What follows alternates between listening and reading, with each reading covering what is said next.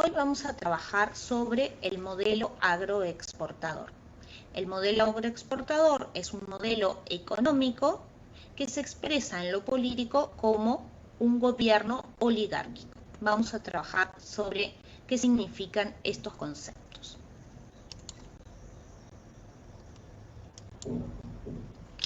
El modelo agroexportador en América Latina. Luego de los procesos de independencia de América Latina, estos nuevos países van a buscar incorporarse al mercado mundial. Y la forma en que lo van a hacer es, de acuerdo a la División General Internacional del Trabajo, va a ser como productores de materia prima y a la vez como importadores de productos industrializados. Entonces, se van a generar economías primarizadas bajo el modelo de monocultivo o escasa diversificación. ¿Qué quiere decir esto? Que estos países van a producir una serie de materias primas para la exportación que en muchos casos van a ser una sola, monocultivos, o un muy escaso abanico de productos que exportan. Eso va a hacer que estas economías sean muy vulnerables, ya que bastaba que ese elemento exportable ya no se necesitara, se dejara de consumir o bajara su demanda en el exterior o bajara mucho el precio para poner en jaque toda la economía del país.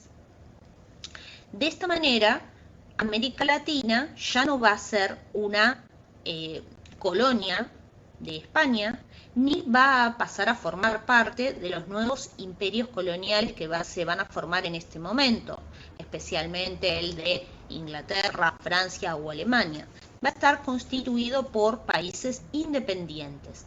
No obstante, sí van a tener una gran dependencia económica de estas metrópolis, tanto de Estados Unidos como de Inglaterra, principalmente en América Latina, van a ser las dos influencias más importantes, pero no como imperio formal, sino formando parte del imperio informal de estos países.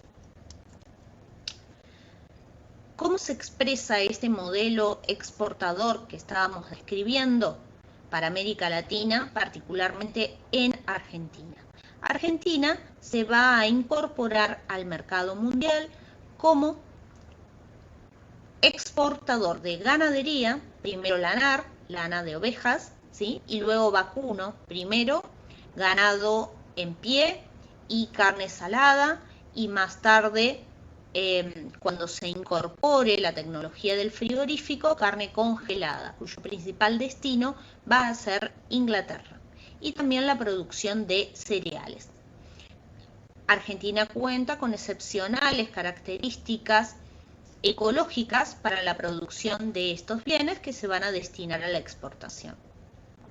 Pero, pese a sus excepcionales características ecológicas, necesitaba ajustar, regular 3 factores para comenzar a ser un país exportador en gran escala de estos productos. Y estos factores eran, en primer lugar, la tierra. Lo que se va a realizar para poner en funcionamiento, en explotación, una gran cantidad de tierras es la denominada conquista al desierto. Cuando hablamos de conquista al desierto, se trata de un eufemismo, porque nadie necesita conquistar un desierto. Lo que esta palabra está encubriendo es el exterminio, el genocidio de los pueblos originarios, que eran los efectivos ocupantes de las tierras, sobre todo de la Patagonia, que van a ser incorporadas, la Pampa y la Patagonia, para ser puestas en explotación. Esa tierra que se le gane al indio en la campaña de 1879 que va a llevar adelante Roca, se va a repartir en muy pocas manos. En primer lugar, entre aquellos que habían subvencionado la campaña al desierto, entre los militares, políticos o las familias que eran cercanas a esta generación del 80. Y por tanto, el régimen de explotación no va a ser de pequeños agricultores, sino grandes extensiones de tierra. para la exportación. El segundo factor que se debe regular es el capital, es decir, para poner en funcionamiento un sistema de estas características se necesita dinero, y este dinero se va a incorporar de dos maneras. La primera de ellas son las inversiones directas, es decir, empresas en general de origen inglés que van a invertir en la Argentina, sobre todo incorporando dinero y tecnología que nosotros no contábamos. Por ejemplo, en el caso de los ferrocarriles, la tecnología que se incorpora va a ser inglesa, incluso los gerentes de las empresas de ferrocarriles también va a ser personal inglés, y de esta manera se van a trazar las vías férreas que van a conectar el puerto, ¿sí?, a donde llega y de donde parte la mercadería, con los distintos lugares del interior del país de donde se va a extraer la materia prima y llevar los productos industrializados. Entonces, el tendido de estas vías férreas va a tener la forma de mano extendida que va a garantizar esa economía extractivista y que no va a conectar los diferentes puntos del interior entre sí. Y ese sistema de comunicaciones, con esa estructura que se concentra en el puerto y que va a favorecer la concentración en el puerto, es la que heredamos también en la actualidad. En segundo lugar, entonces decíamos, va a tener importancia el puerto, desde donde se puedan exportar los cereales e incorporar los productos industrializados. Y esos puertos, por ejemplo, y toda la estructura de las ciudades y de los servicios que se precisaba, se van a construir gracias a empréstitos, ¿sí?, préstamos, que sobre todo Inglaterra dio a la Argentina. El tercer factor que se precisaba para poner en funcionamiento este modelo agroexportador es el trabajo. Argentina era un país que tenía muy escasa cantidad de población y sobre todo muy escasa cantidad de población que estos sectores consideraran apta para el trabajo. Por tanto, ya desde la sanción de la Constitución Nacional en el 50, se preveía que la inmigración europea, era la forma que tenía este país para conseguir la mano de obra apta para este sistema económico que quería encarar. Y en especial en este momento, a partir de 1870, que se produce una crisis económica muy fuerte en Europa, se dan las condiciones para que se pueda producir esta inmigración a la Argentina, que sobre todo se va a producir de forma masiva en la década del 80, a partir de 1880.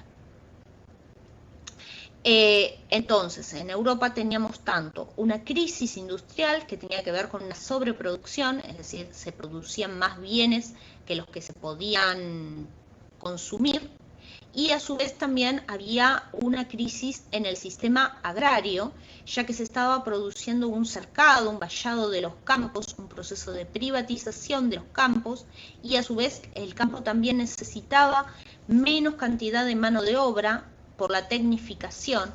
Entonces, toda esa mano de obra que se encontraba desempleada, que se encontraba ociosa, optó en muchos casos por la inmigración y alguna optó por la inmigración hacia la Argentina. Principalmente los países de los cuales Argentina va a recibir más cantidad de inmigración era de los italianos en primer lugar y españoles en segundo lugar, que fueron dos países que sufrieron mucho estas crisis europeas. En la foto podemos ver a Roca acompañado por otros generales que fueron los que realizaron la campaña al desierto. Y acá podemos ver a los pueblos originarios que fueron los despojados de la tierra, asesinados en grandes cantidades, pero también se tomaron a las mujeres y a los niños como prisioneros y fueron repartidos en las casas de familia en Buenos Aires y en el interior para que trabajaran en ellas.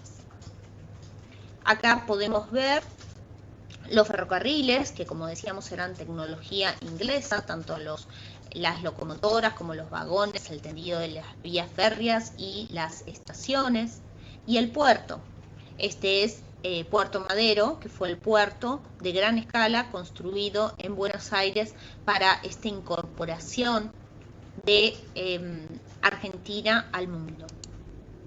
Acá podemos ver que también es en el mismo Puerto Madero el Hotel de los Inmigrantes, que era un hotel a donde llegaban los inmigrantes que venían a la Argentina y donde se les garantizaba unos días de hospedaje gratis hasta tanto lograran colocarse como mano de obra donde se precisara. Muchos de estos inmigrantes, acá vemos el interior del Hotel de los Inmigrantes, muchos de estos inmigrantes venían con la ilusión de Europa. Acá vemos la cola de las personas que llegaban al puerto de Buenos Aires, venían con la ilusión de trabajar la tierra, conseguir una fracción de tierra en Argentina para trabajar, pero por ese modelo que decimos del latifundio, de las grandes extensiones de tierra, esa expectativa se vio en gran medida frustrada. Por tanto, los inmigrantes en general se quedaron a vivir en las ciudades, y en las ciudades se alojaron en los denominados conventillos, que eran casas donde se alquilaban habitaciones y se compartía el baño y la cocina. Esos conventillos, por un lado, generaron grandes problemas de hacinamiento y de salubridad, y con la presencia de muchas enfermedades, pero también fueron un factor muy importante para generar la mezcla de culturas que se vivió en Argentina en ese momento, porque hay que mencionar que la inmigración no solo cambió cuantitativamente la población argentina por la incorporación de una gran cantidad de población, sino también cualitativamente, ya que la inmigración vino a cambiar las costumbres, la forma de alimentación, de vestimenta, de canciones, de idiomas que se incorporaron en la Argentina y cambiaron la perspectiva de nuestro país.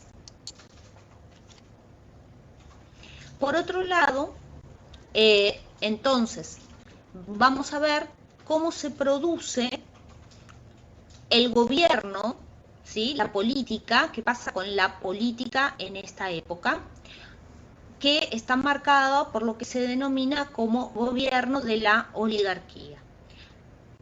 ¿De qué hablamos cuando hablamos de oligarquía? Hablamos de la conducción de un país por parte de un pequeño grupo que tiene predominio tanto en lo económico, lo cultural y lo político.